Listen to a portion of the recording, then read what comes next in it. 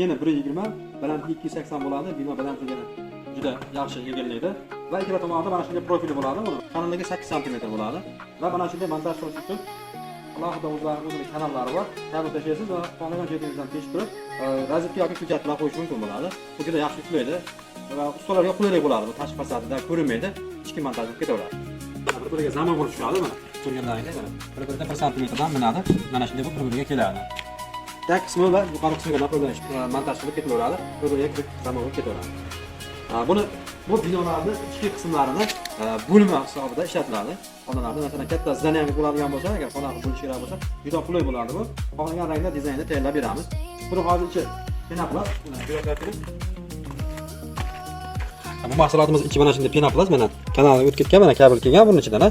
Xohlasangiz buni bazalt qilib beramiz. Xohlasangiz penoplastni. Penoplastning plotnosini ham sog'lom plotnosini qilib beramiz. Odatda u plotnos bo'ladi bu plotnosi. Lekin yaxshi ishlaydi mana. Buni hozir mustaqillikdan tekshirib ko'ramiz. Juda yaxshi. Egilmaydi, bukilmaydi. Chunki tomonning profili borligidan hisobiga juda yaxshi mustahkam ishlaydi. Ularga 1 sm zazor bor, bir-biriga bilan chok bo'lib kiradi bu. Ishlaydi, bir-biri bilan tishi bor. Havo o'tkazmaydi, ertaga issiq sovuq saqlaydimi deganlar uchun ham albatta bu profili bir-biriga tegadi, issiq sovuqni yaxshi